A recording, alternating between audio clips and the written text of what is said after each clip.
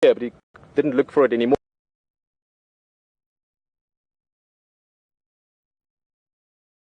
Because there was a lion on the road.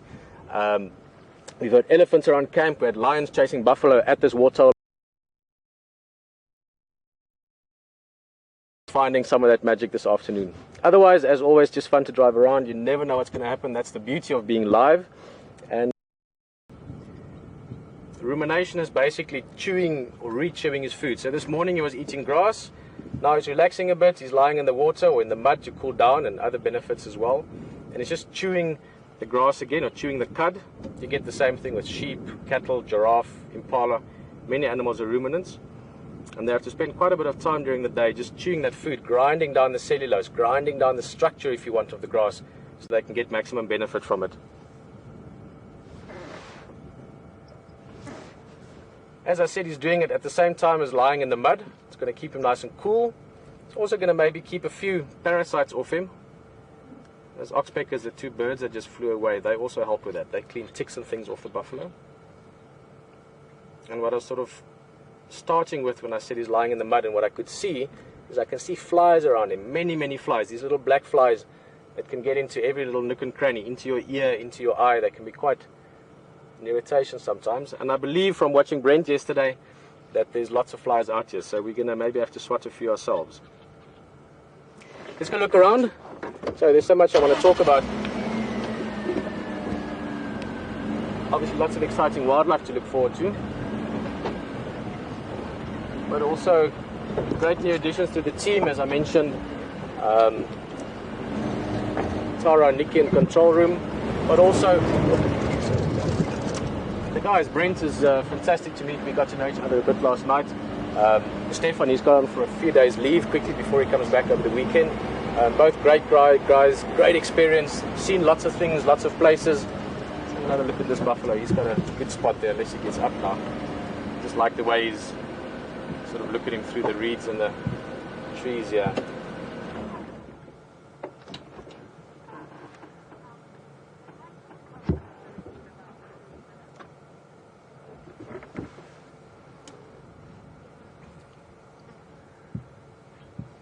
As I said, he's just sort of right in the water there. It's also a nice spot for us to stop because we've got a bit of shade here.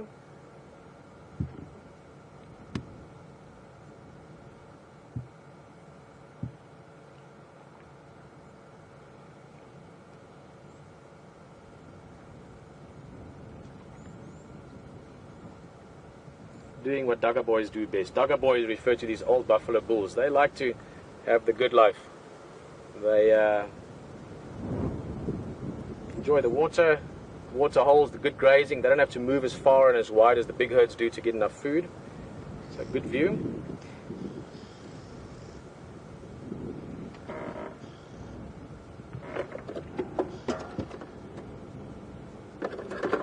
It's also very exciting. The next few days we will be obviously enjoying the drives, and also for HG myself, get to know the team a little bit and rehearsing a few things. We're building up to a fantastic weekend. Well, every drive is fantastic. That's the beauty of live game drives, but a big weekend next weekend towards Mother's Day. And in that spirit, we again invite you to sort of join us on the exploration of preparing for a big event. And on that same note, Tara, you've been talking to me, not to HT, just check your channels in case you surprise him. So I'd rather mention that now. And yeah, that's it. I was starting to talk about Stefan and Brent, and I'm a little bit jealous with some of the experiences those guys have had. HT as well. All of us in our own way have had amazing places and seen amazing things. But I was chatting to Stefan last night, and the walking he's done in Kruger truly is one of my dreams, to have that kind of access to one of the most stunning wildlife areas in the world. So it's an honor to be in such esteemed company with everyone here.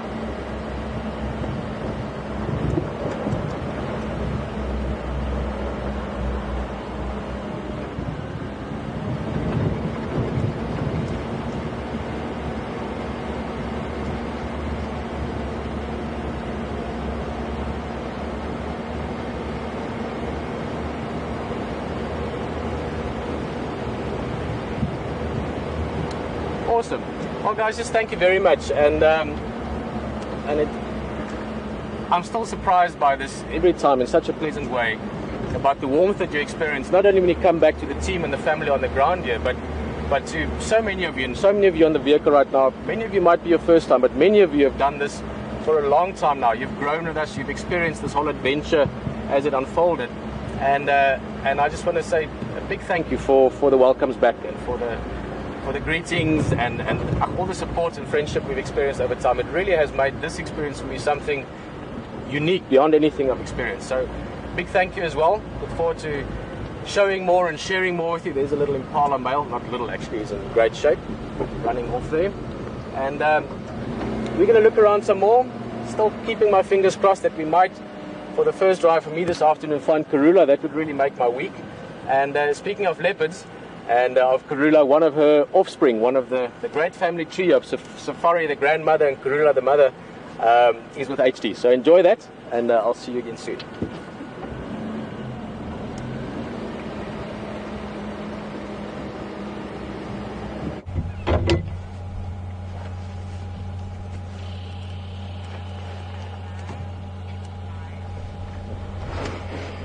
Well, folks, welcome back to the sunrise drive this afternoon, and it's so great to be here. And look what we've found. Look what we've found. We found our boy that we left this morning, which is very, very satisfying. We've been scratching around over the other side here, Andrew and I, looking for him where we left him this morning, and couldn't find him for, well, we've been looking for about 40 minutes now. We just thought the breeze is coming across this side of the water, very beautiful sort of breeze this side. We thought we'll just give it a try over here. We're coming around the corner, and my eyes in the sky, Andrew again just went bang, there he is, lying just in that beautiful little cool spot. Breeze just flowing over him there. It's so nice. It really is, folks, just to be looking at this time of the day. Now he is flat, he's asleep as we can see, and he's conserving his energy. It is up around 30 degrees Celsius, which is about 86 Fahrenheit. It's a very warm day, but luckily there is a little bit of a wind blowing off that water. So he's smart, you know. He's dropped himself into this little shadow below this little bank here, with a bit of breeze flowing over him, and a few little annoying flies like we've all got on us at the moment. And what a welcome back. This has been an incredible day, and if I've never met you before, I'd just like to introduce myself again. My name's Hayden Turner. I was here in November with Peter Pretorius when we got back going again in Djuma for Nat Geo with Big Cat Week, and we had about 30 days leading up to that last year, and we're back again. A great privilege it is. So if I've just met you for the first time, really great to meet you, and for all those people I know out there who's been with us all that time, great to have you on board this afternoon again. As most people will know, just to recap from this morning, if you were with us, this is the first cat that I met, the first leopard I met on Djuma and Arathusa, and he's a very special boy to me. I know a lot of the viewers that have just tuned in to watch Wild Earth and Safari Live in that time period joined me on that first day, and I know a couple of people in particular on social media have said, you know, fantastic, because it was our first cat as well we saw with you. So hats off to everyone that knows this boy. But if you don't know him, I'll give you a little bit of the background, and you'll get to know him as time goes on. As you know, with Wild Safari Live, we like to try and give as much information about all the animals that we come across, particularly the big cats, and build a little bit of a personality profile, I suppose, around them, because it's really, really interesting to know their pattern of behaviour, who they're related to, and as much other information as we can share. So this is the son of the Queen of Djuma, Karula, and if you did hear this morning, I apologise for repeating it, but just for people that may have just joined us, the son of Karula, the Queen of Djuma, and it's her fourth litter, and the son also of Mvula, a beautiful, beautiful big male that gets around these parts. And weirdly enough, I've seen Mvula in a very, very similar position up here many, many months ago. So he's a beautiful boy. He's got an extraordinary marking on his tail that I was talking to Brent later on at breakfast this morning when we got back, and thanking him for helping find him this morning for me. And Brent refers to this. You can't really see it from here, but if he does stand up, we'll point it out. And it's this beautiful row of parallel rosettes that goes down the base of his back just before it meets his tail. Brett calls it the landing strip. It does really look like two very, very equilateral rosettes along there. And I always love, he's got a fantastic little marking on the left-hand side of his neck as well, which is a little bit tricky to see as well. But all in all, this is a really great opportunity to see the brilliance of that nature's markings. You know, I don't know if you can go into too much detail with talking to geneticists and scientists, but wow, Mother Nature's certainly got this one right, hey? Look at those beautiful, beautiful markings, and they play a very, very important role in the animal's existence. They're used to camouflage the animal, and I'm sure most of you have seen a leopard, maybe only in a documentary or on Wild Safari Live, or even in the wild yourself in Africa, and they might have only been about, who knows, 10 metres away from you, and you could hardly see them. The camouflage is spectacular. They use it to aid themselves in that fantastic ambush ability that they have, and they're just beautiful to look at. Really amazing markings, gorgeous rosettes there, and he is just flat out there at the moment. He's lying there, obviously, as I said, to conserve energy, and the majority of the time they're active in the cooler parts of the day, as most people will know. And we'll sit with him for a bit. And the great thing is, hallelujah, Pete's on the roll as well with Jigger, and how wonderful is it to have Pete back. I know many people were waiting for Pete this morning, and he's an amazing guy, and he's very, very happy to be back in Jigger and driving around this magnificent part of the world. So we can cross to him, and I think you know, we'll just sort of play our cards here and see how we go. It's one of those times of the day, folks, where it's so hot, it's highly unlikely he's going to get up and move in the near future. But I'm with him at the moment. I just don't want to leave him. So I think we might just sit with him for a little bit longer.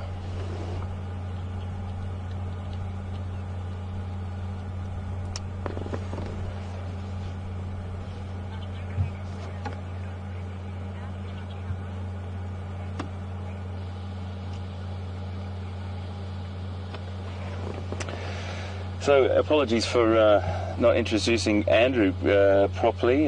My sincere apologies, Andrew. It was just the excitement of finding Q and coming around that corner, mate, and that was your spotting, mate. So congratulations on that. Andrew is on camera with me today, and it's our second drive together. Fantastic relationship. We're getting together now, making sure we work on how each other's sort of styles work, and his camera work, and what I need to put him into the right location to get the right shot and things like that, and vice versa. And it's going to be a great 10-12 days we're here, and really excited about it. But top spot, mate. Excellent work.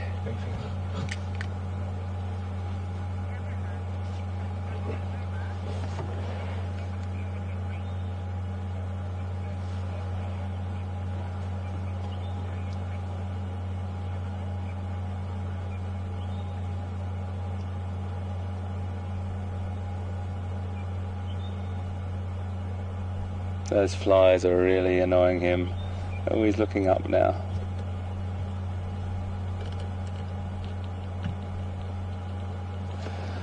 I'm just going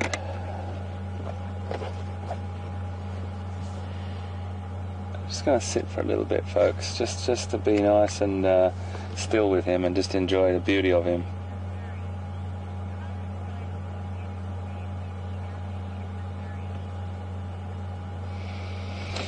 So Sandy in Missouri, good question about Quarantine's name. Welcome aboard, and fantastic to have you with us today on this beautiful afternoon here on Wild Safari Live.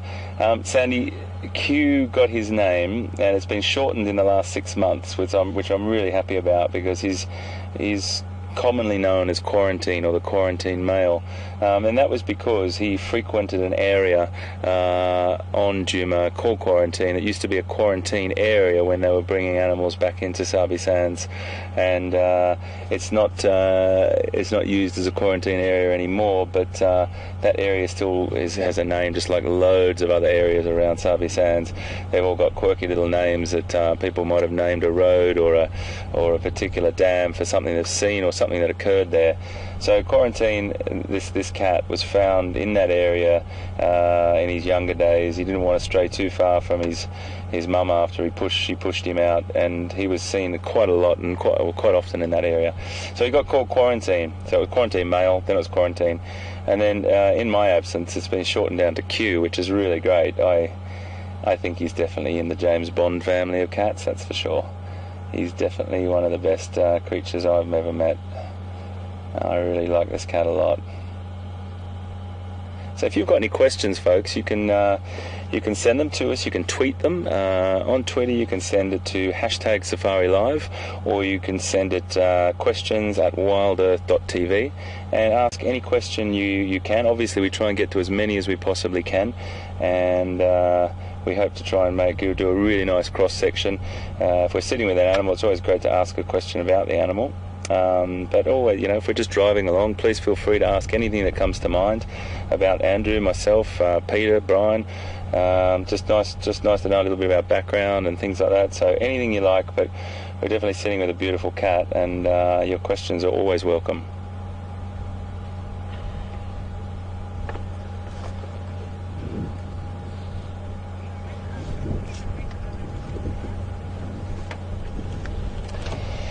So folks, what we might do is just, we'll sit here for a little bit longer. I'm just going to give a couple of the guides a bit of a call, just to let them know we're sitting with Q here. But I'm going to cross back over to Peter and see what he's up to, because I'm sure he's got some fantastic little things going on, and Jigger's running like a dream. So I'll be back with you just now.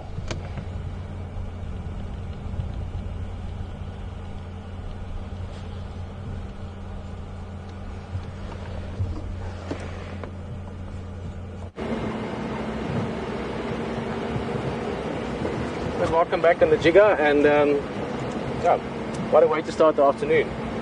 Hayden already with the leopard. I mean, he's been on the ground, so to speak, almost exactly 24 hours now, and he's seen 2 different leopards already. Lion, it's been cooking, and I really hope that's a sign for the next few days and weeks. Just have to check our antenna at the back. This little vehicle looks almost like a warthog sometimes. I don't know if any of you have ever seen warthogs when they're running. We don't see a lot of warthogs here in Sabi Sands. It's a bit lush. And because of the predator density, leopards and lions, they love warthogs, so we don't see them that much. And if you see them running, their tail pops up, and I've compared the vehicles often to warthogs with the antenna sticking out the back. Of course, the antenna is what plays a role in getting you here, getting you on the game drive with us.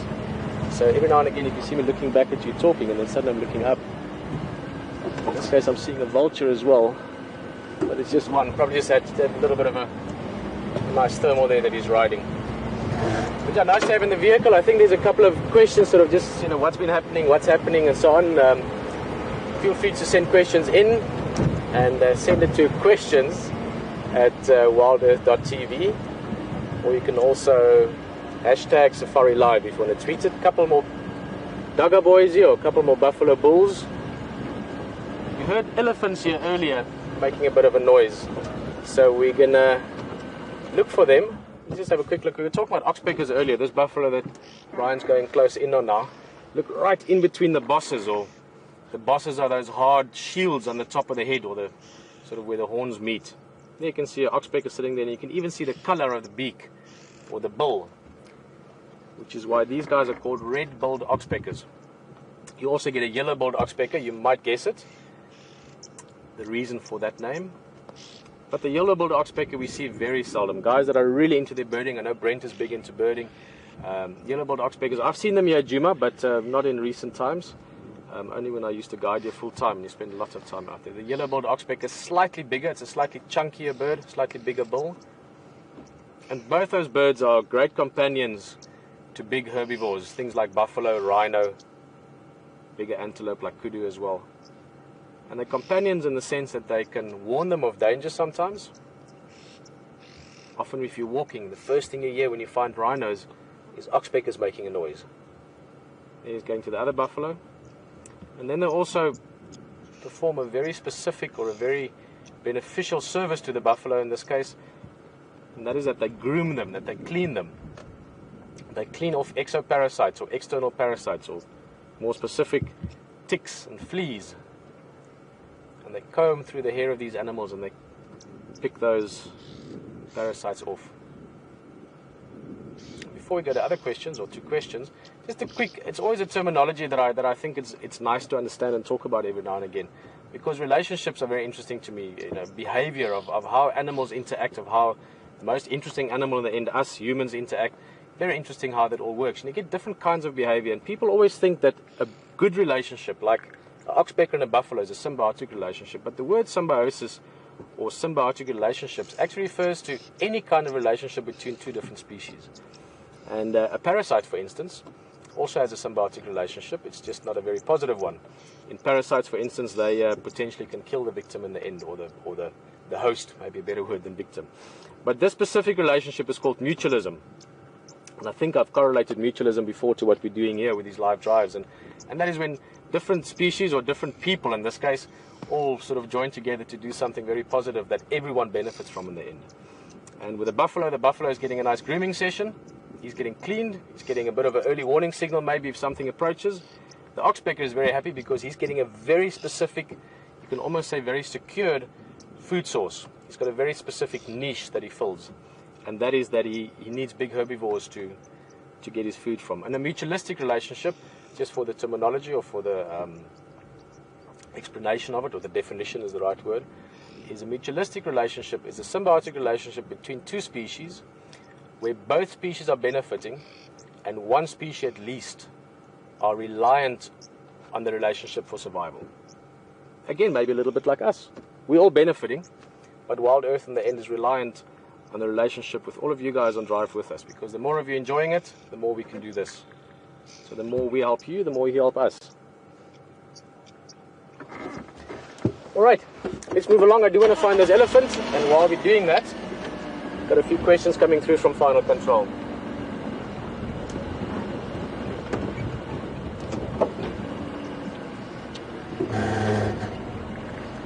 Hello, Sandy. Sandy's from Missouri, which I'm sure you're looking forward to summer coming. Missouri, I don't know how to say that correctly. Sandy is asking, how do animals keep their hooves trimmed? Good question, actually. And I'll give you a sort of a radical explanation of how it doesn't always happen.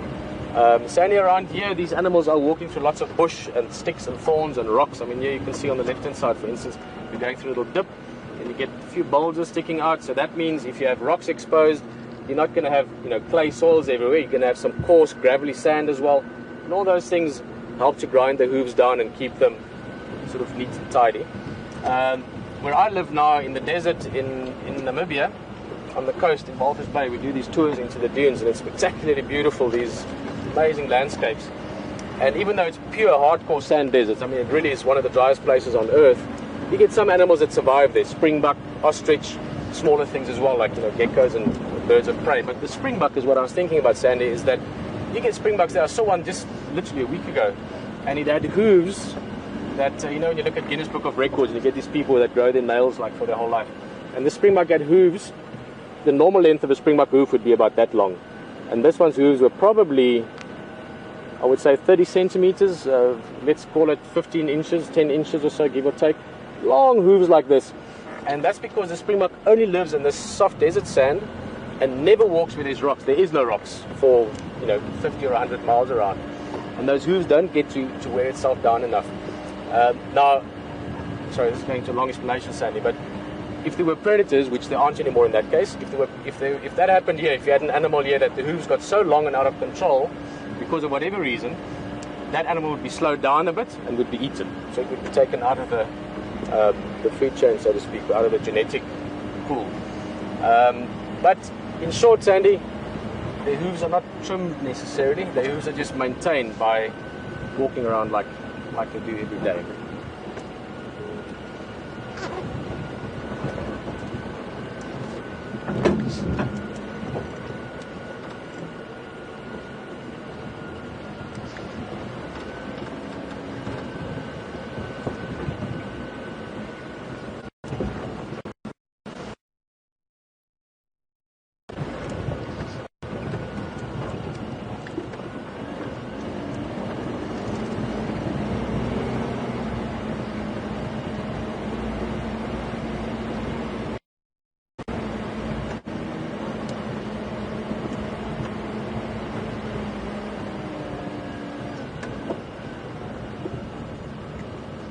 Guys, we've got a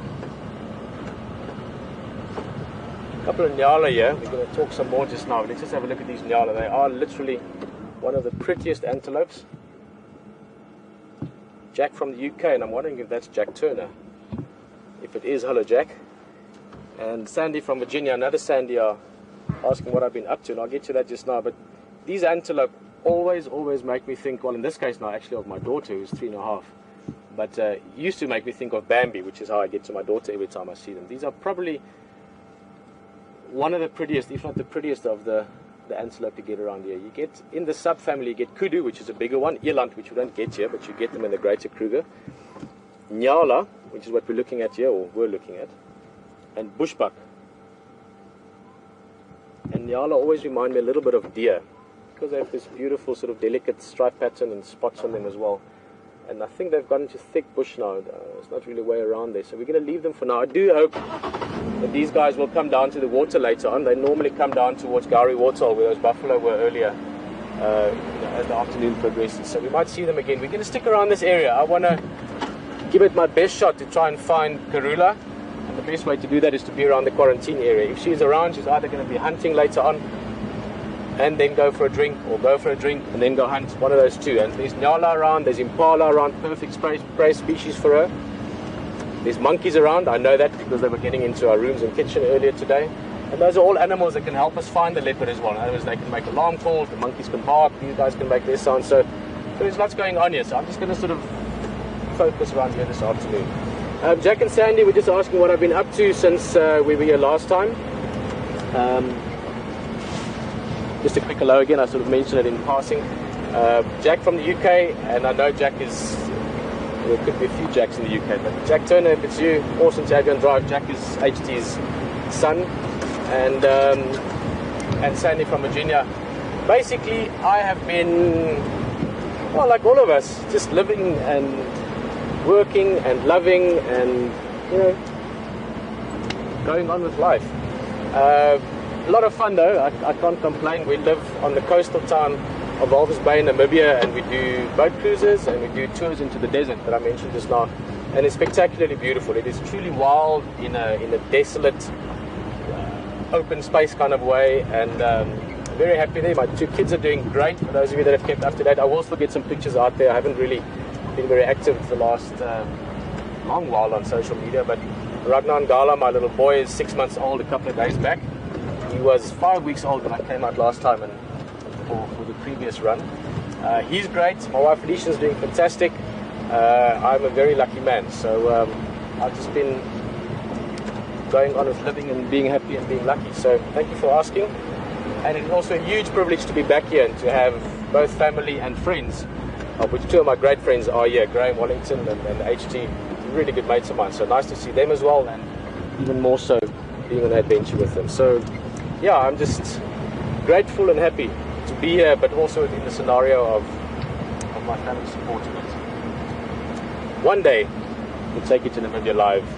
Love to go show you parts of Namibia.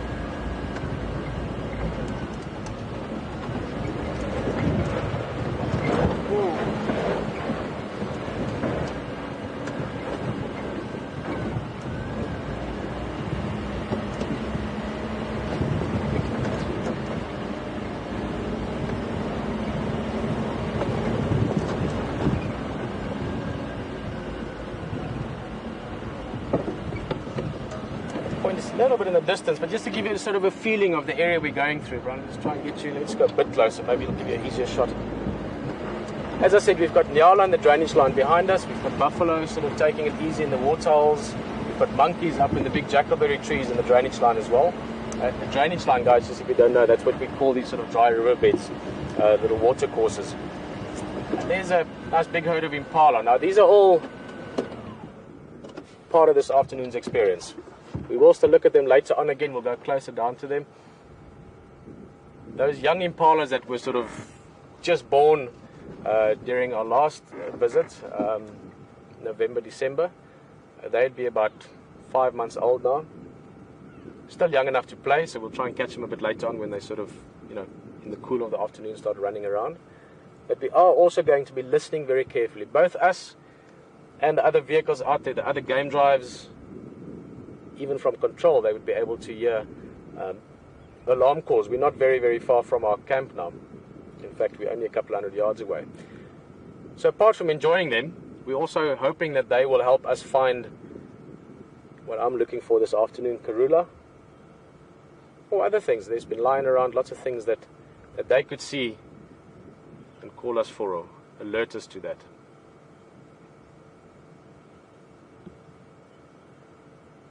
Kathy from Memphis was just asking, what's my tracking background? And that's, like all questions, a good one. And like all questions, it has many possible answers, or long answers. It's not a background. You know, for my son, it's a quick, easy background. He's 6 months old. He can, once he can talk, he can wrap that up in a few seconds. But my tracking background, it's a tracking itself, Kathy, and that's why I really like the question.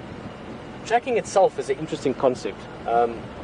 People tend to think when they talk about tracking, or when you meet people out in safari, tracking is looking at the ground and seeing the leopard's footprint and following it. We've just been tracking now. You've just experienced part of the tracking, and that is by just understanding your environment. In other words, there's impala there, there's nyala there, there's the drainage line, you know the habits of a leopard, you know when they do what, and building all those little bits of information together until you're at a space where you can possibly find something. So the actual tracks on the ground plays a big role, and often that would be your first indication of what you're following. It's a leopard, it's a male, it's a female, it's fresh, it's scent marking, it's hunting, it's going somewhere, so it's to get an idea of what it's doing. But there's a lot more to tracking than just the actual visual information that you can see. I was almost going to compare it to like a Google search. In other words, there's not just the keyword, there's lots of other things that's part of it that enables you to understand where do I want to go and how do I find that. And the first thing is understanding your environment and how it all fits together. As for my own background, Kathy, I was very lucky that I grew up in a family that loved the outdoors for many generations even. My father was born not far from here in the Lowveld, Letsetseli area. They went to Kruger since they were little boys. So I grew up with exposure to the bush. We always had a sort of a bit of a farm scenario as well. We farmed cattle and game. So it really comes almost from an innate understanding of nature rather than learning it along the way. Not that that's a bad thing. I've got good friends that ended up being guides that learned it later on. They grew up in a city and they always had this yearning to be in the bush, and they went and learned it. And you can do the same. So my tracking background, I guess you could say, would first and foremost be just a little kid growing up in the bush and walking in the bush and farming cattle and hunting and seeking things and playing hide and seek and all that kind of sort of games you play. And then later on, living in Big 5 game reserves, obviously you start paying a lot of attention to tracking big game, because your potential outcome when you find that is so much more serious, for lack of a better word. And then you get to a stage where you almost stop learning it and you just start to develop your understanding of it, if that makes sense, Kathy. In other words, you try and just feel it together with the knowledge that you've gained. So that would be, I hope, a good enough answer for you, Kathy, to explain my tracking background. But to give you a bit more specifics maybe, the specific area, this waterhole, I have been fortunate enough to have stood on this wall where we're standing now looking at this view. I don't even know how many times, literally thousands of times. I was a guide at Djuma for many years, which is also where I got to know the guys that are now Wild Earth, Graham and them. Guided here for quite a long time at Cheetah Plains Lodge, which used to be Bush Lodge back then. Pilanesberg National Park prior to that, where I was very fortunate to work with some really cool guys that are at the top of their game. I was chatting with Stefan last night, actually a very good mutual friend of ours. Benedict Clark was one of my mentors early on, Gus van Dijk, guys that were really, not just good at what they did, but also good at sharing it. I think that's one of the things that I've enjoyed about being in the bush, is if you meet people, and mostly it is like that, people with like-minded passions, that's why they're here. They're also passionate about learning, and that's the great thing about doing something you love, is if you do something you love, it's a pleasure to learn. It's not work. And I've always said, in fact I've written it, nature is the best teacher. To be in nature, if you're interested, you just have to pay attention. You just have to be there and open yourself to it, and you will learn new things all the time. You don't even have to work at it. You must just be open to it.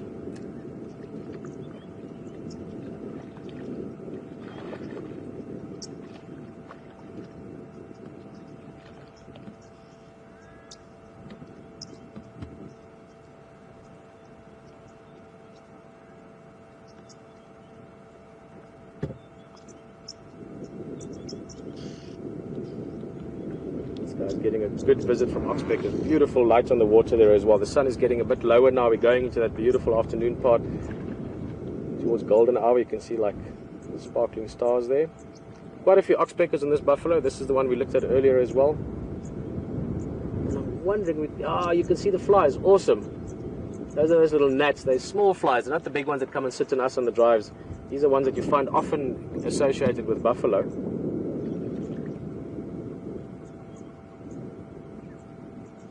More oxpeckers on him again. You can see all those flies just buzzing around the buffalo, but the water is keeping him cool. Also, under the water, there'd be a similar action to these oxpeckers. You get terrapins. Terrapin is like a freshwater turtle, if you want. And they come up to the buffalo and they also clean them. They'll take ticks and things off their skin as well under the water. In fact, I might be able to show you a terrapin. Just want to show, Brian, let's try. Terrapins are tricky things to show because they just, they're under the water. So as you get closer, they disappear. Let's just have a look. Just in there.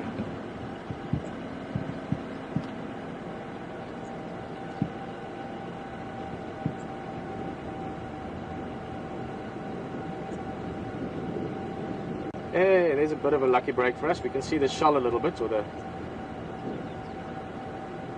back of the terrapin. You can see the head floating around. That one would be about the size of not quite a dinner plate, more like a side plate. Guys, I'm from Gowrie Waterhole, from the buffalo and the terrapin, just sort of getting ready for their afternoon. I do think things are going to sort of live up or warm up as the afternoon goes along activity-wise. We're going to look around. I heard Brent on the radio. I'm going to chat to him and see what he's following and tracking. And HT has also got a bit of activity that side. So enjoy it over there, and I'll see you in a bit.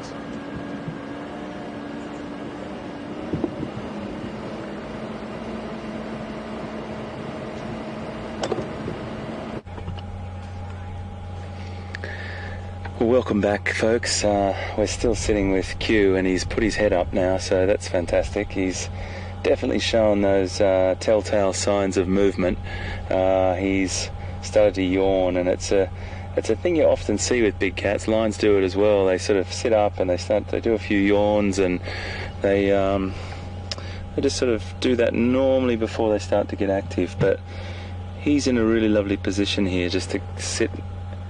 If he's patient, he might have the opportunity to have an impala or a kudu, young kudu or something come down close to the water point here, and you never know what could happen.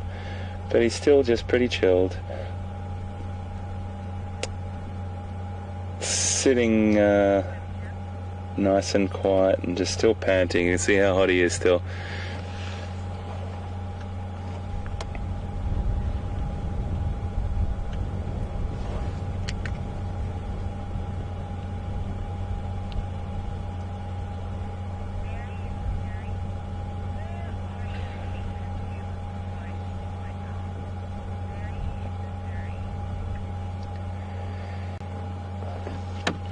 Lovely to talk to you, Mary in Missouri. Welcome aboard, and thank you so much for your question. Mary wants to know, look at that beautiful big yawn.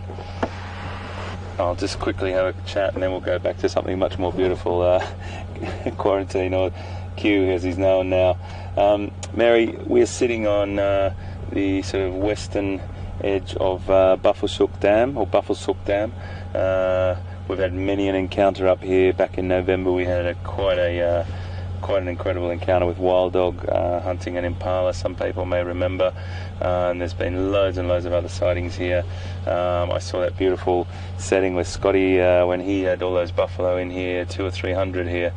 So it's a very, very popular water point. The water's pretty much the same level as when I was here in November. Might be a little bit lower, but it's a very, very popular water point for a lot of animals to come down to. But I can keep talking whilst we look more at this beautiful cat, and if we just sit with him long enough, we know that, and most people know that leopards are very opportunistic, as are most of the cats, but he's particularly in a good position there in this really, really lovely sort of little covered area where a lot of animals approaching from the other side there would not know he's even there. So he's picked that spot for many reasons probably, and I can't be too sort of anthropomorphic, I suppose, is that word, that big word that people say sometimes, meaning, you know, giving animals human-like qualities. But I suppose we just try and put two and two together when we see animals behave the way they do. And where he was on the other side of the dam when we left him this morning was much, much more humid and hot than it is over here, as I mentioned before. So he's got that cool breeze coming off the water, and he's also got a lovely little hollow to hide in here and wait for an opportunity. And as most of you also know, stealth is the ambush is the key element to the success of a leopard hunt. And he can get up to speeds of about 60 kilometers an hour. I've just got to try and do a little conversion on that. 60 kilometers an hour in my head is... Here he's getting up now. I have to come back to that, folks. Nice stretch. He's just walking right in front of the vehicle now. Oh, look at him. Wow, how close is this? Have a look at this, folks.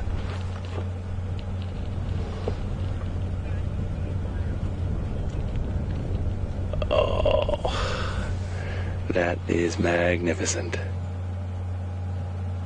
That is magnificent. Walked right in front of our vehicles. Just had a look at us. Have a look up at the spinal column of him there. Now, he's definitely on the move. Up that spinal column, you see what Brent was referring to as the landing strip.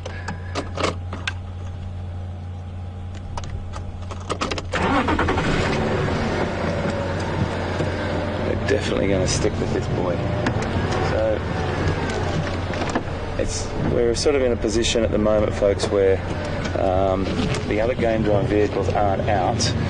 So as soon as 4 o'clock hits, I will call into everybody and let them know where we are, and just to bring some other people in on this beautiful cat like they did for us this morning. And that's what it's all about. As I always say, it's about sharing these beautiful encounters with the other guides and having a really great code of conduct. We don't have any more than 3 vehicles on the animal at one time, or around the animal. Keeping a nice distance from him. We've got him really, really good. He's in a nice ambling pace through there. And do you know what? A lot of animals, I often see it with lions, I see it with leopards, I see it with elephant as well. They like walking on the road. It's a nice soft way of getting through on the sand, just to follow these pathways. And sometimes the pathways will actually end up being an expansion of an original hoofed animal track, or sort of sometimes an elephant superhighway in some parts of Africa. It's the most efficient, normally the most efficient and effective way of getting to a water point or from A to B. And human beings have adapted those trails. Humans might have started to use it, and vehicles might have started to use it wider and wider. Not all the roads, but some of these roads may have been like that. I tell you what, folks, for day one for me and Andrew, this is a piece of gold. It really is. Have a look at just, it's really hard. I don't want to get up too close to him and disturb him, of course, but right on the middle of his spine there, Andrew, it's just on that, dead on his spine, at the base of his tail there, is that landing strip, those parallel dots, or those little rosettes or black spots there. And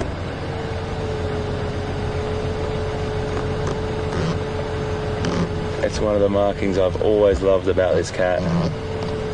And you just pick something on the leopard that you he's really looking for something at the moment. And again, folks, always mentioning to you that these leopards and lions are so habituated to the vehicles. We don't disturb them. We would never intrude on their space when it came to a hunt or anything like that. We just stay. Definitely seen something there. Now you will see the behaviour here, see the behaviour change and the body position change as well. He's lowered himself to the ground a little bit. Definitely picked up something in here. Unfortunately, it's absolutely thick as thick. But I tell you, I'm definitely going in, that's for sure. Oh goodness, he's just there.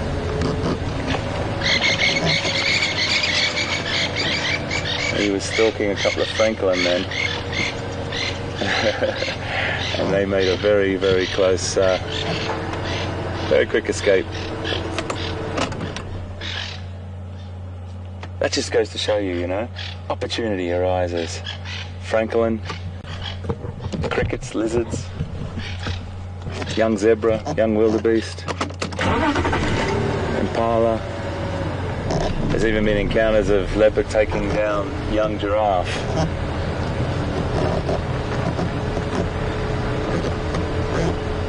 And this is why they are the most adaptable, non-specialised cat. They're so incredibly adapted to eating anything they possibly can, and that's why they fit into so many different niches and habitats in Africa and Asia for that matter. I've been very, very fortunate to see an Asiatic leopard in a place called Kana National Park, and he was travelling through in India, travelling through a communal area. First thing in the morning, we're heading out to find tigers, and he just cruised straight through a village and then straight into the national park. And it was a beautiful cat. It's just as beautiful as the African cousins.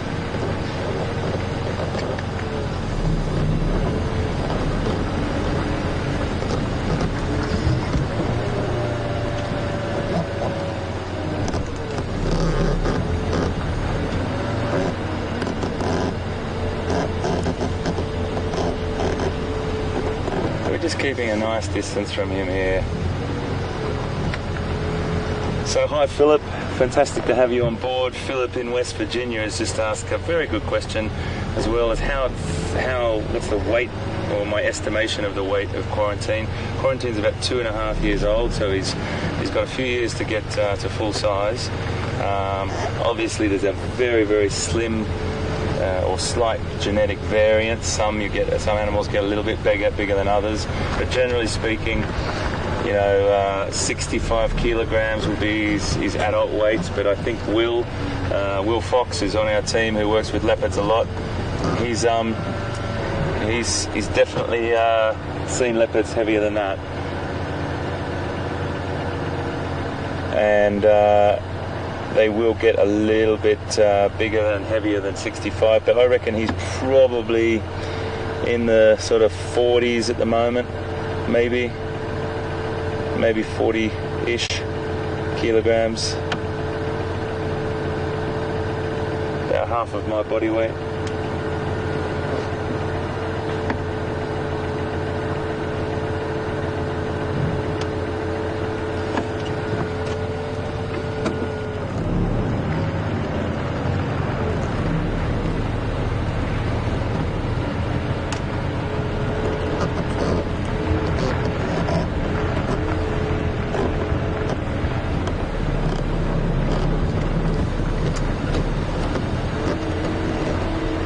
So yeah, to answer your question, maybe about, you know, mid-40s, I'd say,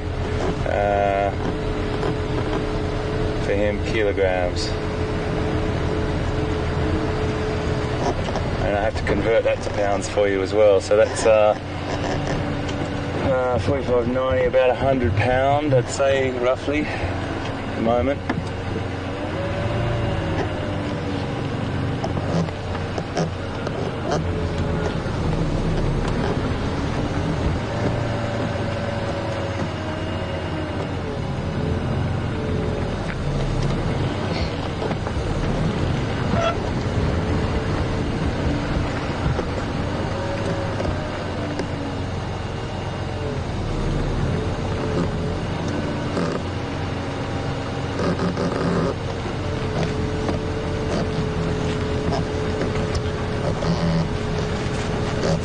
So we're just gently following behind him at the moment.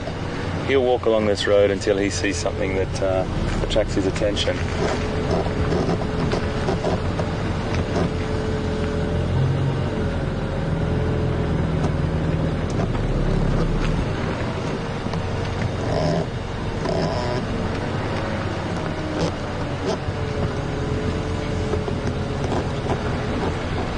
So what I'm going to do, folks, I think I'm just going to sit with Q for a bit, and I'll definitely come back to you as soon as anything happens. Ellie's with some Peters at the moment. Peter's with some elephant at the moment. So let's quickly cross over to him and see what he's up to, and then I'll come right back to you. I'll see you just now.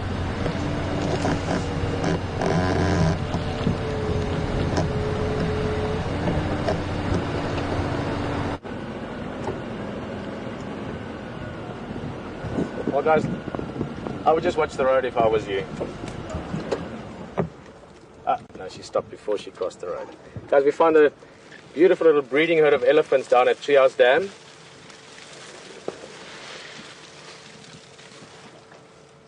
And this cow just minutes ago walked past us within about 2-3 feet in front of the vehicle just to have a look at us. The rest of the breeding herd has gone further around the back, but she sort of stayed on this side. We've just moved to get sort of closer to them again. You can see just by looking at her, and you'll see at the other ones now when we get closer to them. Let me just go a bit forward. As we get closer to them, you'll see they've all got sort of light and dark patches, mainly dark patches on them. And that's because it is quite hot.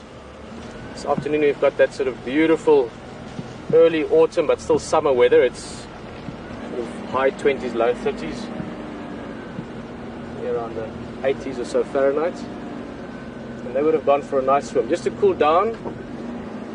They really don't have as many problems, or problems as much as buffalo and things like that with exoparasites. So ticks and fleas don't bother elephants as much. They've got very thick hides. They're also very intelligent animals with long trunks and the ability to clean themselves, you know, maybe in more or in different ways. But this mud bathing really is a fantastic way to cool down. Unlike us, you know, when we get hot we start sweating and the wind blows across the sweat and that evaporation cools you down. Elephants and actually most animals don't really sweat. So when elephants get hot, they must make another plan. And flapping their ears is a very important part. It works a little bit like a radiator in a car, in sort of broad strokes. Standing in the shade would be one. And certainly going and spraying nice cool mud on yourself is another one. So these guys have been having a cool afternoon mud bath just before we got to them. But we're going to stick with them a bit. They typically what they do after something like that is they're spreading out a little bit now. They're sort of fanning out and starting to feed. We're going to have a look at them. I just want to see, Game Drive was trying to call me. I just want to see if they can hear me. Good afternoon stations. Last station, can you copy me? You looking for Peter?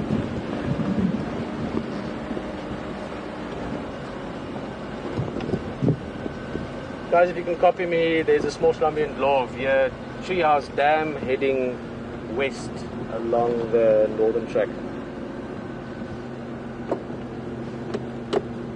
I'll go a bit more forward and we'll wait in front of them. It's always nice to wait for them to come towards you, and then they've got enough space to do what they want as well. If they want to go further around you, they can. If they want to come close and have a look because they're curious, they can. Just going to give them a bit of space. Guys, what I was doing just there on the radio, just so you know, especially for those of you that maybe have not been on many drives, is there's other game drives out as well from the lodges that are doing the same thing as we are, and we all work together. We give each other information, what's where, tracks, animals, elephant sighting, let the guys know. They want to show the guest elephants, they know we've got elephants here. Tomorrow they maybe find a lion and we get the benefit of that again. So good to work together with the guys. This is the same female that we looked at just now. She's got that little sort of finger-shaped notch in the bottom third of her ear.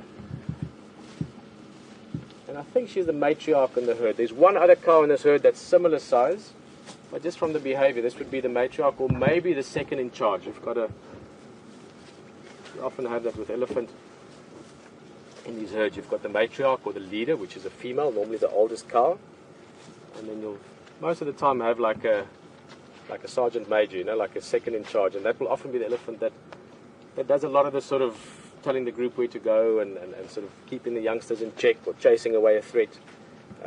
It's not always just the matriarch that does that.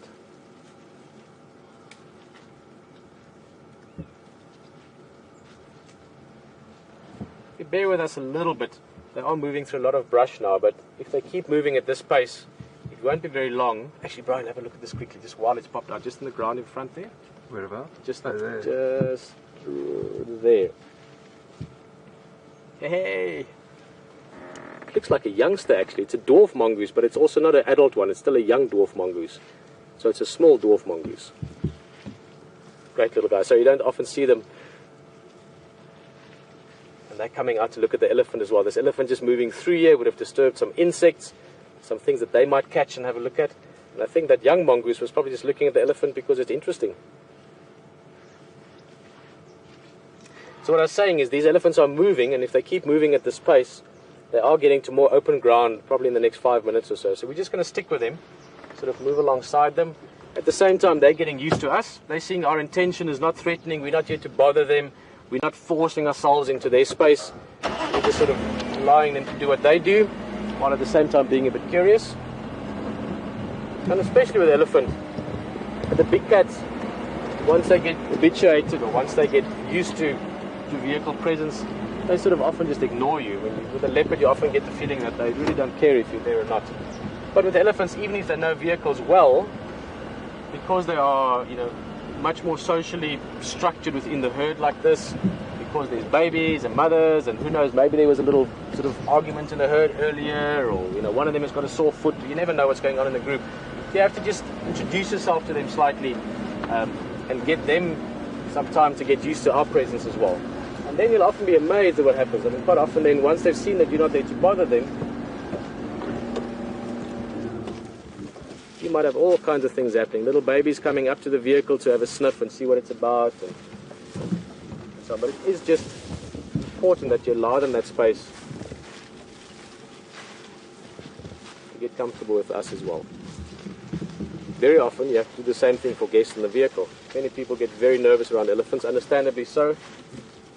They are the largest land mammal on Earth. Even that young elephant we're looking at there, that's a couple of years old. That would probably weigh about the same as I'm guessing, yeah, probably the same as a black rhino already. Buffalo, 900 kilograms, 800 kilograms. That's about 1,760 pounds, give or take. 1,600, 1,700 pounds. Big elephants, big bull elephants can weigh 6-7 tons. There has been bigger. If someone can look that up for me or can remember. I remember some years ago I asked this question, and the answer was really great. And this is, when I say some years, I mean 7-8 years ago. And I asked if someone can find out for me, what's the biggest recorded elephant in history? And if I remember correctly, it was an elephant bull that was hunted in Angola, in the highlands in Angola, which is north of Namibia.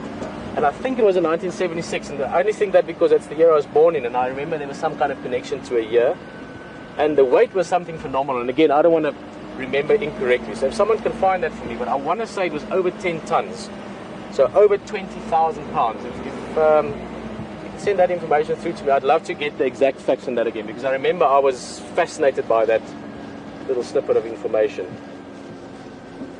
We're just going to sit, I think right here is not a bad place. Got a couple of elephants on our right, well 3 to be specific. And we've got another 1-2 youngsters there, another teenager coming up further left. In fact, that's quite a young one there. That's the smallest one in the herd.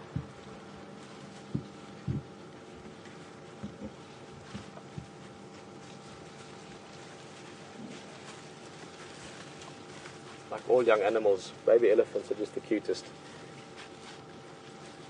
And once they relax with your presence, they can be a lot of fun as well. They can really get playful with other elephants, with other things. I've seen baby elephants play with sticks and stones and birds on the edge of the water, geese, all kinds of things. So we'll see what this one gets up to.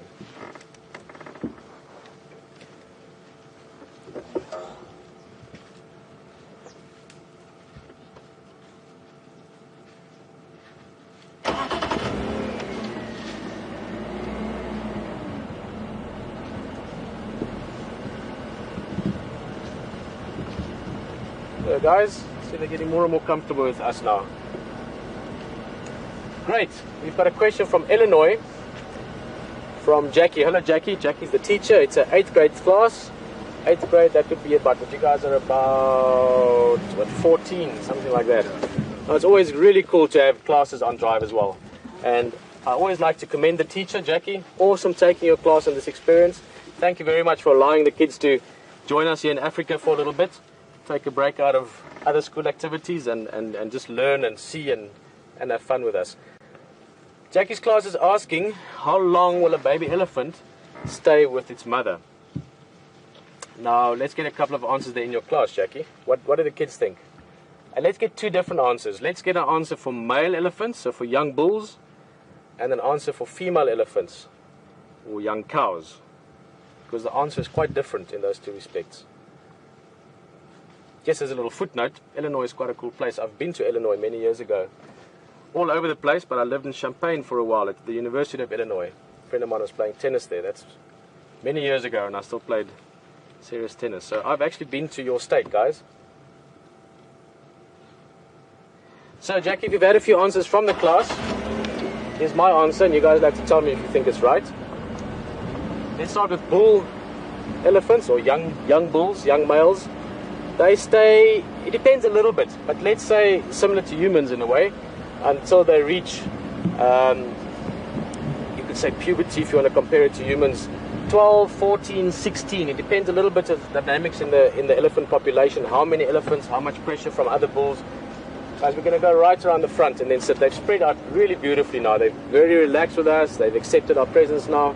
So I want to find a spot where we can just sit and wait for them to come onto us, and you can see them sort of walking towards us.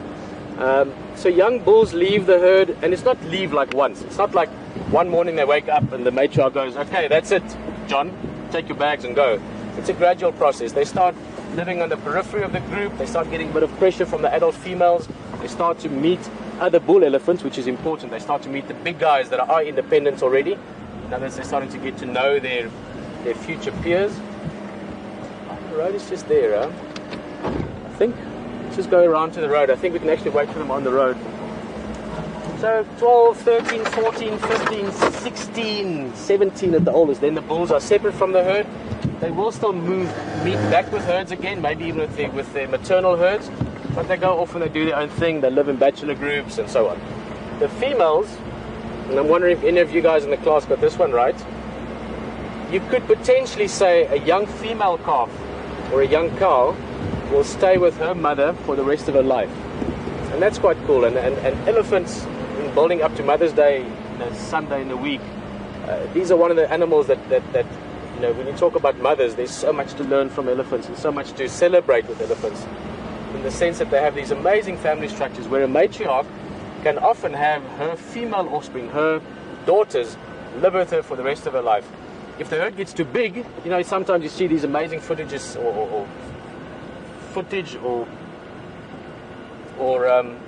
pictures of massive herds. You know, Peter Beard, who's an amazing photographer, has got these epic photographs of hundreds, even of thousands of elephants in groups.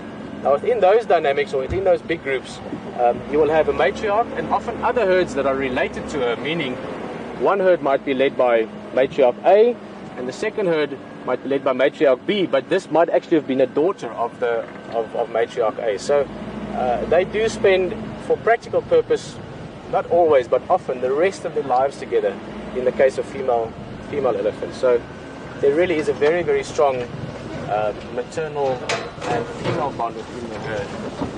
Here's that youngster we talked about, the little one. I think we're going to sit here by the marula tree and wait for them to walk onto us. And in that time, we're going to answer a couple more questions. And if someone could find that little snippet of information about the biggest elephant ever, I'd love to get that from someone. Please let me know. Okay. Almost, just past here. All right, let's sit here for a bit.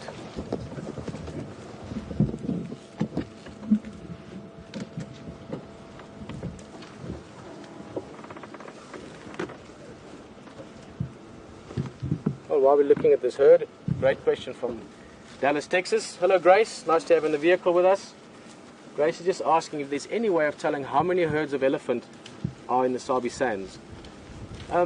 Grace, well, at any given time, yes. If you were to do an animal count or a census, which they do sometimes, aerial counts, you could say, well, in the last 48 hours or so, we counted so many elephants. Look at this guy coming up to us. One of the youngsters coming to have a little investigative look at us. Eating, of course, doing something. Especially the younger ones, they sort of pretend to be doing something while a lot of it might actually just be curiosity. Grace, but the thing with elephants is they roam far and wide. They don't really have specific territory. So it's not like gorilla, the leopard that we were looking for earlier, hopefully we'll find later. Or it's not like the lion prides we get you that stay in a certain area. Elephants roam far and wide. And even though they have certain home ranges they like, in other words, you get to know certain bulls like certain waterholes, they potentially go anywhere and everywhere. So all the elephants in Sabi Sands potentially could be in Kruger at some stage, and all the elephants in Kruger potentially could be in Sabi Sands at some stage. So we are talking about, thousands of elephants. Young elephant, nice and muddy still from the mud bath earlier. You can see those tusks just poking out.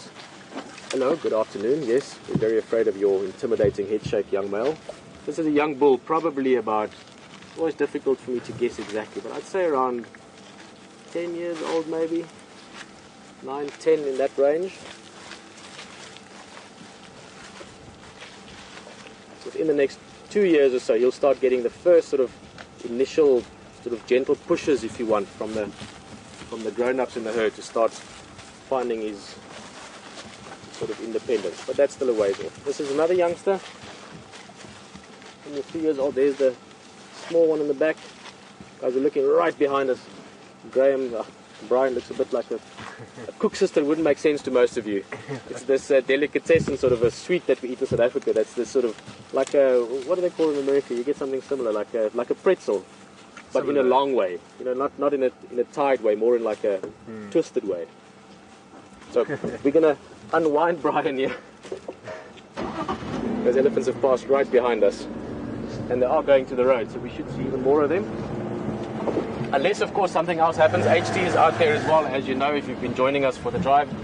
He's had a leopard. If you've maybe just joined us in the last few minutes, guys, we're live in the African bush here at Djuma Game Reserve. My name's Peter Pretorius. I'm very happy to be back here in the seat of my favorite Land Rover in the world, the Jigga. And it's a beautiful afternoon. Not too hot, pretty hot, but we've got a little bit of cloud just blocking the sun now. We're getting into that golden part of the afternoon when anything and all the magic happens. There were lions around, there's been leopard around, we've got a breeding herd of elephants, there's a couple of buffaloes around, so at any stage we might find something else. Hayden might suddenly have activity with a leopard, so brace yourself for an exciting afternoon in the bush. If you have any questions, maybe, what are we doing, who are we, where are we, or if you've been on many drives, they have specific questions about elephants maybe, you can send them through to us one of two ways. questions@wildearth.tv, that's if you want to email questions@wildearth.tv. Or, look at this beautiful leg. I love elephants and I particularly love these youngsters. Or you can also tweet questions if you want. #SafariLive.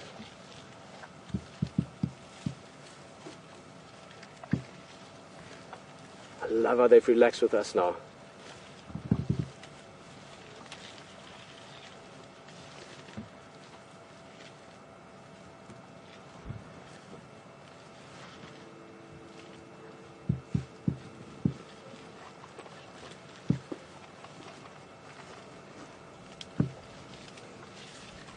And what's beautiful with these young elephants is they have to learn things, just like us. They are born and then they grow up and they have to learn coordination and balance. They have to learn to walk, they have to learn to use their trunks. They also have to learn behavior and what they can eat and what they can't eat. How to shake their head and intimidate a vehicle if they want to scare them, like this guy was doing now. Ooh, there we go, you see, look at that. Wow! Isn't that just beautiful? And guys, look at the behavior in the back. The other elephants, they're just eating their food, nice and relaxed. That shows you that they're properly relaxed. Elephants communicate most of the sound we don't even hear. 2/3 of what elephants say to each other we can't hear. It's too low frequency. So if there was any stress in this herd, firstly, they wouldn't be spread out all over the place. We've got elephants to our left, we've got elephants to our right. They're all relaxed, they're all feeding, doing their thing. And in that, they are so relaxed that this youngster had the courage to come and give us a vicious mock charge and try and show us how big and how fierce he is. And that I just love, when you can And you can work your way into a herd like this to the point where they totally have accepted our presence now, and they're going about their business.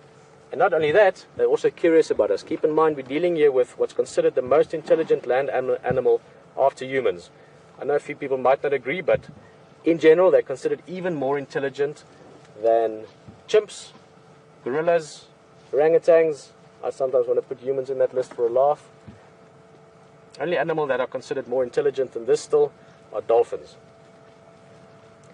So within this, you must realize that these are not just sort of dumb animals walking around. There's highly evolved social structures, great intelligence, great sensitivity to the environment, and that's why it's such a special thing for me to have experienced what we just did with this youngster here. This little guy just testing his first sort of fierce mock charge with us. All right, let's go with him a little bit more.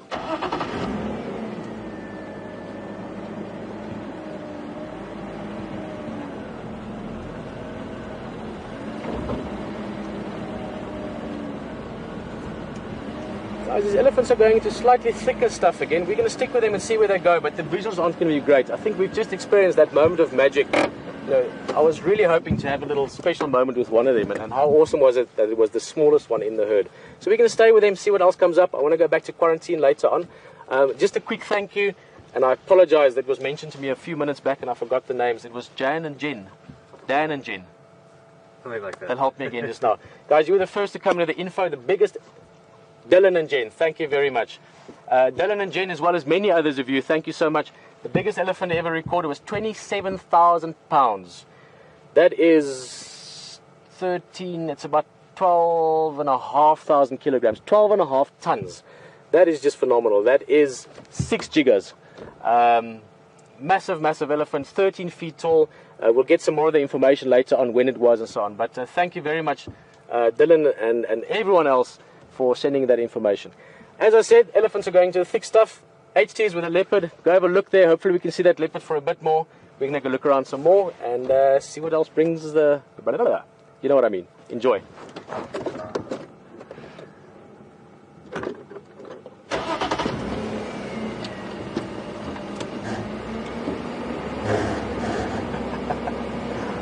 Okay, well, let's rewind that. All right. Welcome back, everyone. I'm not too tongue-tied anymore. Sorry, I just got ahead of myself there, what I was saying. Guys, we're going to go to Hayden. He had a bit of a signal drop, but he's good again. As we said, that leopard might disappear. So enjoy it with HT. We're going to look around and see what's around the next corner.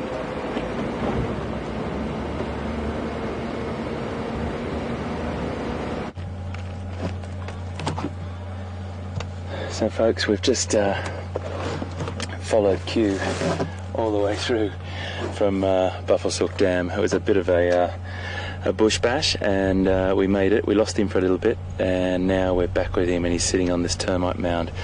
Now, just to give you an update, it's a magnificent shot, isn't it? My goodness, Andrew, that's beautiful. He is definitely on the hunt. The pros, so there's always a little bit of good news and potential bad news, I suppose, but we're obviously in this animal's world, so he does what he wants, but we're right on a border of a property here. The road that I'm sitting on is the border of our property, Djuma, and another property. So if he decides to go next door, obviously I can't follow him, but at the same time he might see something that potentially comes on this side as well, walking across from that property onto Djuma. So we're just going to sit pretty with him here. He's very alert. He's definitely keeping his eyes open, sitting up high, nice elevated position, and I'm just going to give Ephraim, one of the other guides, a call just to let him know my location. So please bear with me, folks, for a second.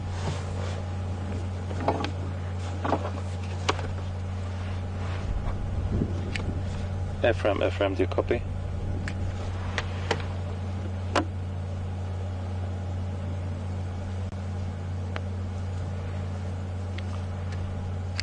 Ephraim, do you copy?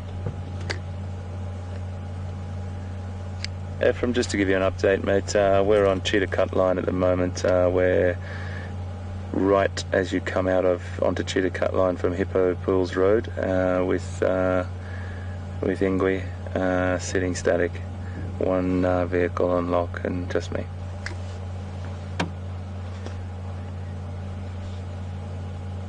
Repeat. Affirmative.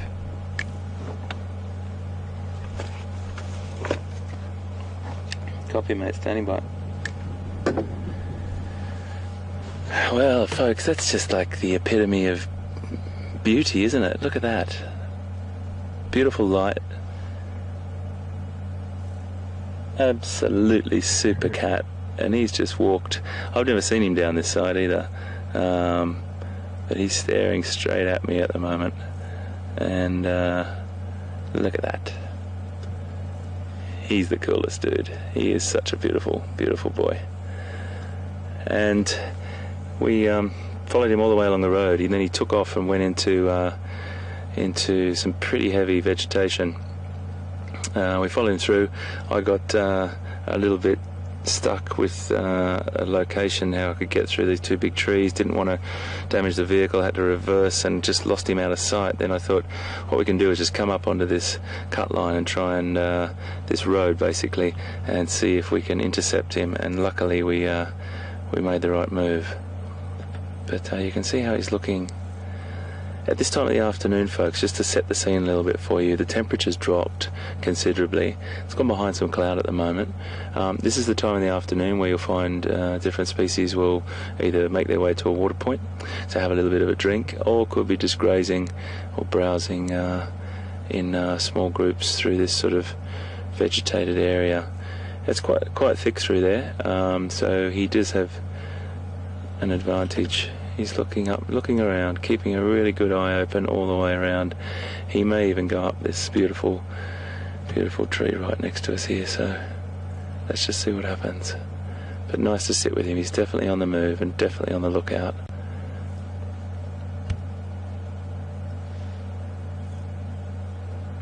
You'll find this is a behaviour that leopard will do often. They'll sit up on top of a termite mound. They blend in so beautifully, and they'll just lower themselves really, really close to the termite mound if they see a prey animal.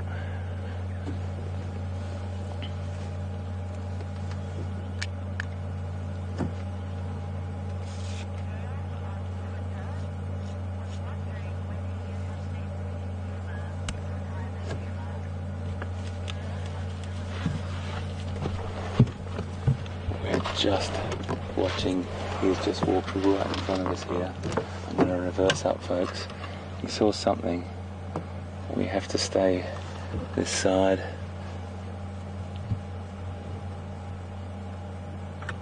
And just to explain to you folks, you know, we have requirements, and we have to respect other landowners, and we traverse Arathusa and Djuma, and we don't go onto other properties, of course. So if the animals do, that's their choice, and of course we respect that. But you never know. We can still see him. He may go up this tree. Let me just look like he's going to actually. Let me just move forward for you, mate. See just there. He looks like he's going to go up it. Oh yeah. That's not too shabby. He's just found himself a great location there. Look at that back leg hanging down. He'll probably go up to the left, I'd say, or he might go up a bit higher. Depends on what looks most comfortable.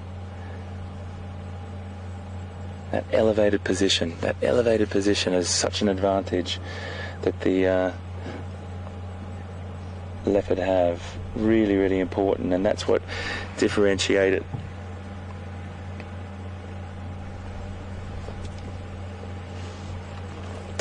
it between all the other cats. The ability to climb up that tree, either for a hunting purpose or to hoist a kill up there and store it for later. So a huge advantage the leopard has.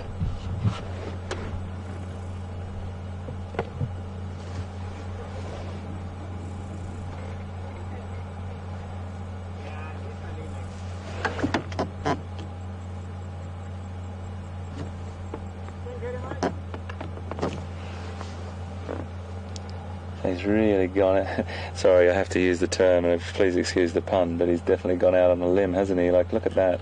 That's absolute prowess on the... just sitting there. He might lay down and just sit. And you know, this is a great opportunity for him to see anything walking this direction, and it happens quite frequently because Buffelshoek Dam is quite a popular location for herds of animals to go to in the afternoon, and he might just be seeing that. He can see something we can't see, that's for sure, up that high.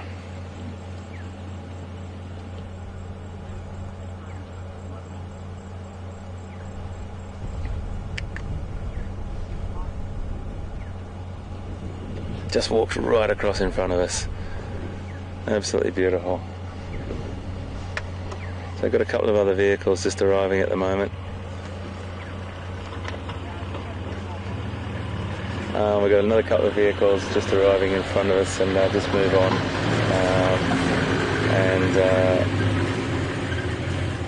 Everyone, there's 3 vehicles on the location at the moment, and that's the way it'll be for a little bit.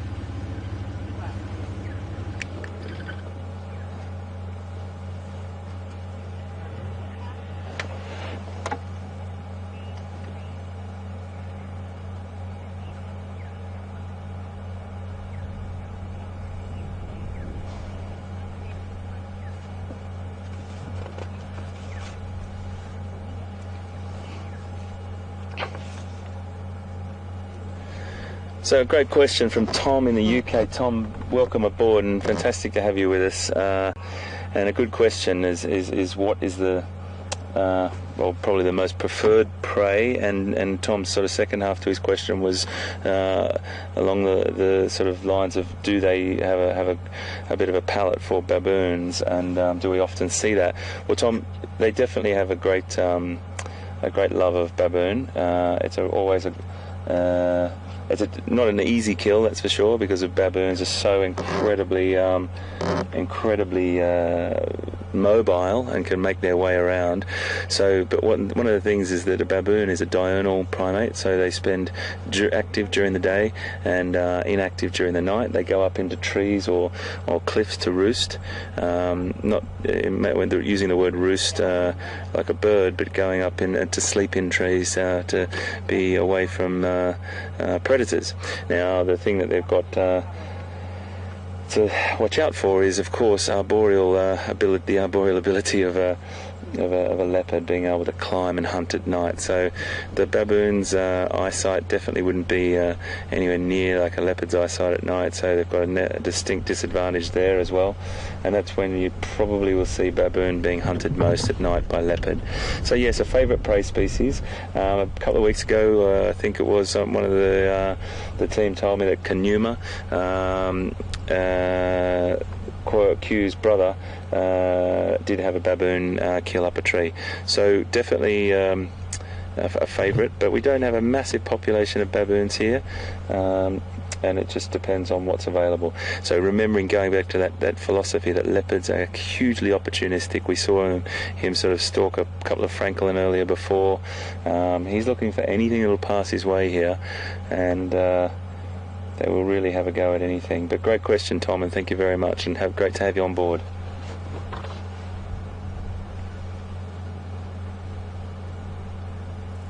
So just also, Tom, sorry, I probably didn't answer that fully for you in the beginning. It was one of your parts of the question was what other species.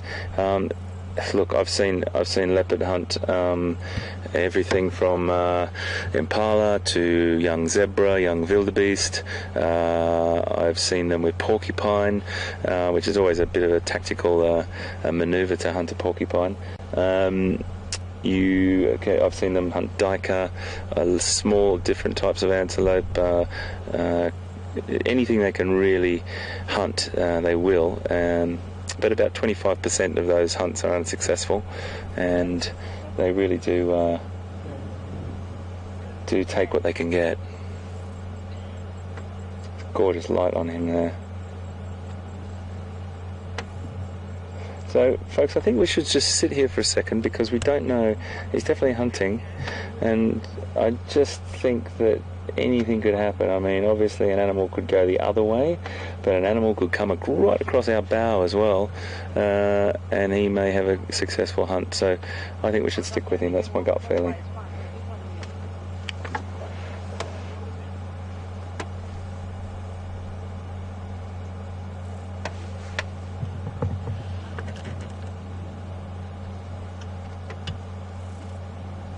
Just getting comfortable there. Now, you know, if you were walking past, oh, there's the classic legs down the side of the tree. Just as I said, he looked like he was hunting.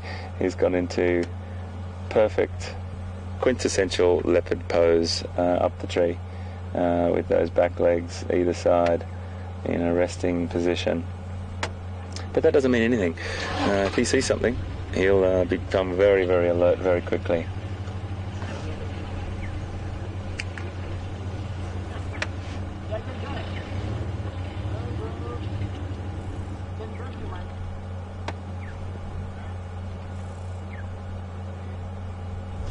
If you were to be walking along on foot, you know, if you had the eyes of and senses of Stefan, you'd obviously you know, come across him and see him. But you know, you could drive along here and be looking the other way, and so easy to miss. That's why we do drive slowly. We look up trees all the time, do our utmost to try and spot these animals. But as you know, that beautiful camouflage you can see there now, if you zoom back, Andrew, and get a full shot of the tree, you can give everyone at home there and everyone watching a great perspective of how easily one could miss that beautiful animal in that tree. That's a beautiful view, isn't it?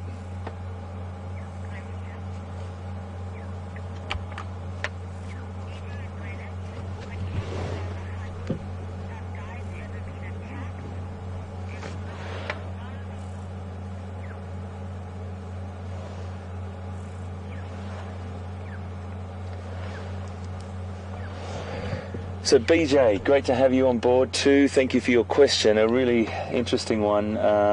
Do guides on foot get attacked by big cats? Well, there's been many a story about guides being charged, and loads of different people. There's anecdotes all over Africa and probably all over the world about being charged by a big cat.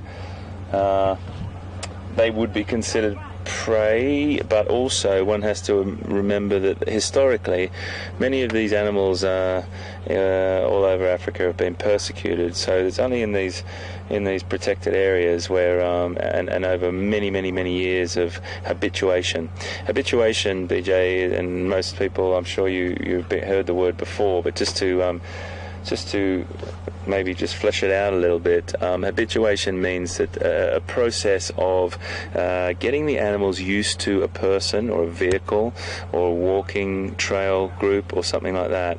And it takes time. It takes long periods of time to gain the trust of these animals, to know that a vehicle is not a threat.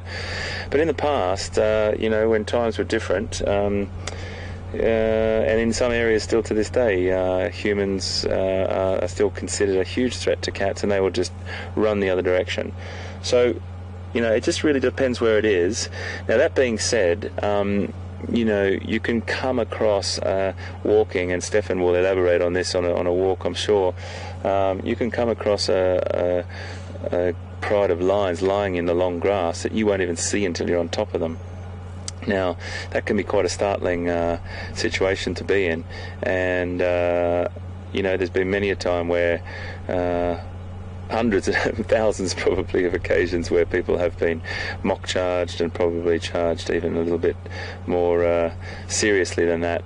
But I don't laugh at it. It's definitely not a position that any professional guide would want to be in, and I know Stefan would reiterate that. That's not the sort of position you would put yourself in for any reason other than something that was completely unexpected. And in that situation, your professional trails guide would handle that situation with you as a group and make sure that your safety was of utmost importance. Yeah, so probably that's the answer to the question, BJ.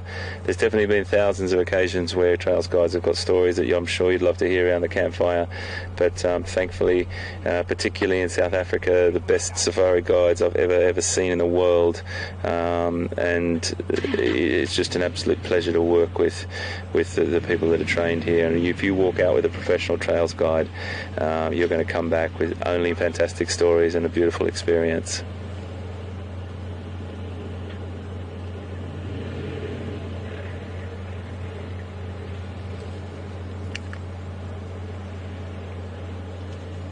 Just going to reverse up a little bit, folks, so we can see his face.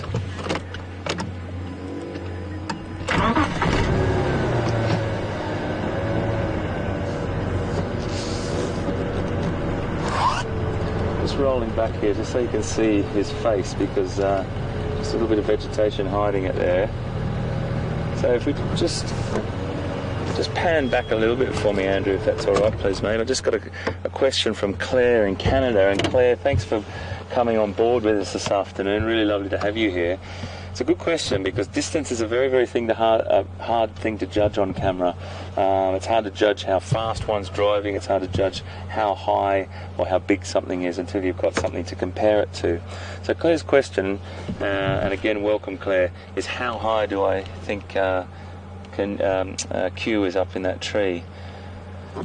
I'm looking at the back of a vehicle here and just trying to compare it to that. That's about probably 6 foot 2 meters. I would probably say about 5.5, 6 meters, which is about 15, 18 feet.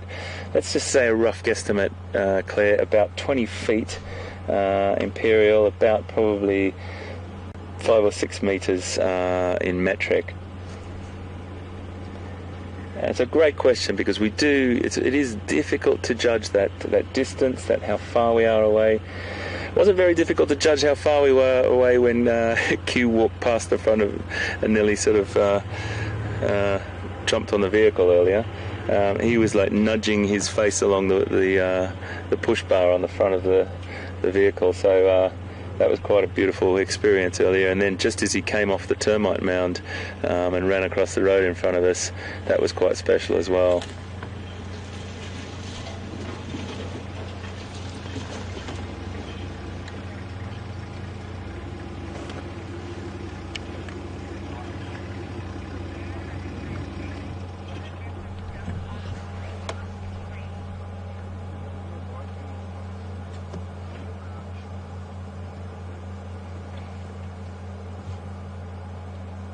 Got some fantastic questions coming through. Gail, another absolutely perfect question, because you would wonder if the animal would use that position to hunt from, or just to have as a vantage point to see from, and then come and hunt on the ground. So Gail's question is, would Q, or any other leopard for that matter, use that position to actually pounce on something or jump on something, or would it just use it as a vantage point and come down and prefer to hunt from the ground? Well, I've seen both. I was in Tanzania once and I saw a leopard sitting up in a baobab tree, which was quite an extraordinary view, in a really lovely little pocket, and you could hardly see it, but I was with a guide that had an incredible set of eyes, and he pointed it out. We sat with this leopard for quite a while, and this herd of impala came up, and this leopard actually leapt from the tree, probably a little bit lower, probably from about the fork down towards the left of Q, and leapt straight onto an impala, and the impala did not even know what hit him. So I have seen that actually happen right in front of my very eyes, Claire. Most of the time you will probably see them hunting on the ground. So I'd probably say, I can't give you a statistic on it in a percentage, but I just say in my time I've seen them predominantly hunting on the ground, and had the great privilege to see one hunt out of a tree in Tanzania about 15 years ago. But who knows, Claire, who knows what that magnificent cat is thinking or looking at right now. And we will sit with him and just wait and see. Definitely got his eyes open.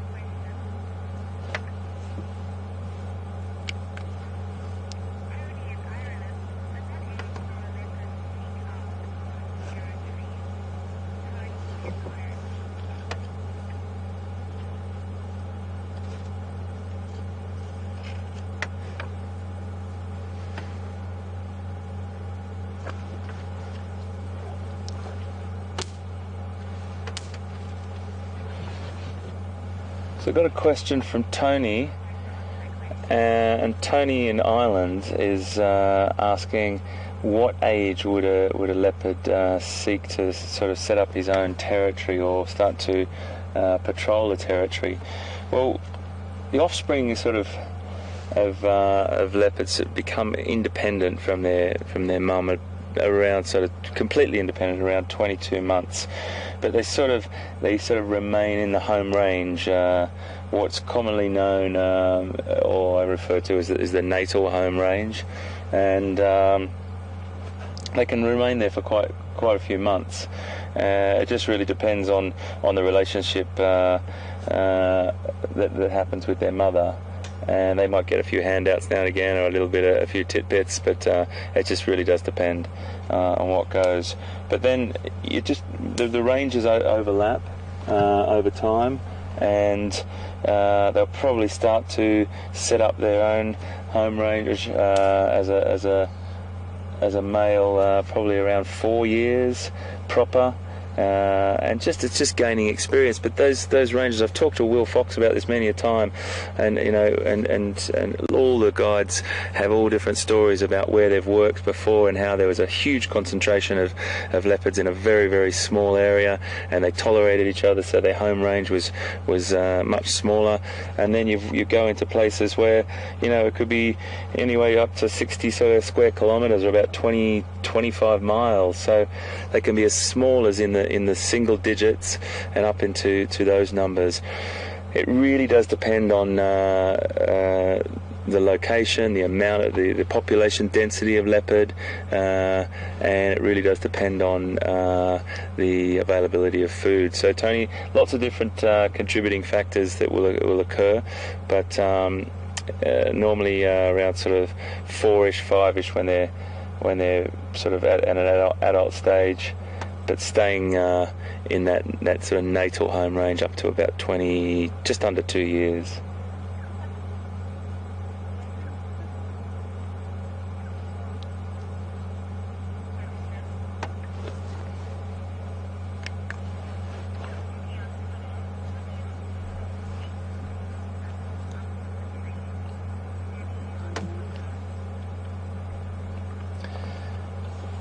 Jenny's just asked a question on Twitter. Jenny, welcome aboard. Great to have you with us, and what a beautiful sight that is, hey? That beautiful cat there in the afternoon sun.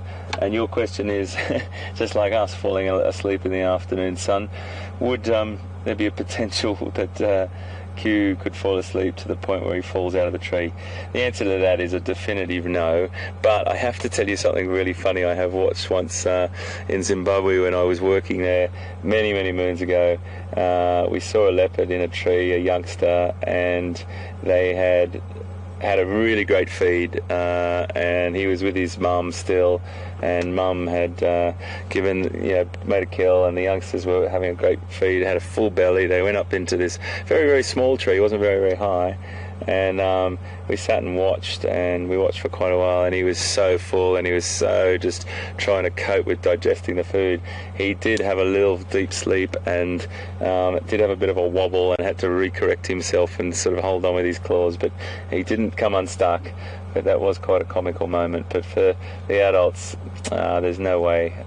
They have just been born and bred to do what they do, and that is this incredible cat that can sit in a tree like no other cat.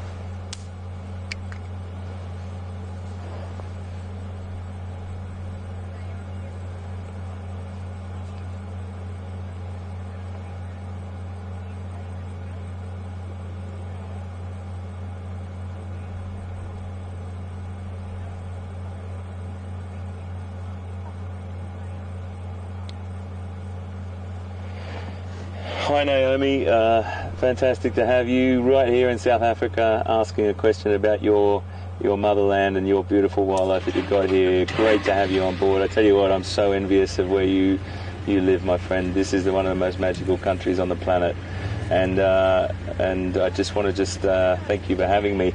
The question from Naomi is, how do we recognise or distinguish the leopards? Do we get to know them first, or do we recognise them from their facial markings? Well, there's quite a serious method or technique of recognising leopards, and it's all got to do with the spots on the top row of whiskers on a leopard, and it's in a ratio, and sometimes it'll be 4-5 or 3-2 or something like that. And I think I'll ask Will to put up on our website this afternoon a little link to, or make some comms with us to have a look at how that works. And it's much easier to see on this little diagram and on this little picture that we've got. So that'll be a really great thing to be able to have a look at. It describes it a lot better than what I can do just verbally. You do have to have a look at the leopard's face, and you'll see there's a definite line or differentiation in dot marks on that top row of whiskers. So great question, Naomi, and that's how we would do it. Half of the time, Naomi, I have to be completely honest with you, you don't get a fantastic shot of the leopard's face. You're looking at the tail of it, or the leg of it, or the foot of it, or whatever. So it's really, really tricky. What we will do is we'll sort of go off the intelligence of other guides that have been in the area and say, look, Q was seen on this particular road, Cheetah Cut Line that we're on right now, at a certain time of the day, and that information will get passed over. So you're pretty sure it's the same animal. And when we came back this afternoon and found him, we did do about 40 minutes of looking in pretty serious vegetation, but when we found him, we sort of put two and two together. I did say to Andrew, didn't I, mate? I said, I hope this is Q after I've just announced it, because I couldn't see Q's face properly. I couldn't see those beautiful markings that I distinguish him by on the base of his tail. And it's a little bit of guesswork, but you hopefully can put all the pieces of the jigsaw puzzle together and come up with an answer. So that's what we do, but the scientific way and the way that researchers will look at the animals is with that dot pattern. I think we might be able to put that up on Facebook or something later for you to have a look at, and get a real sort of rundown on a very concise answer to that with the pictures. Great question, Naomi.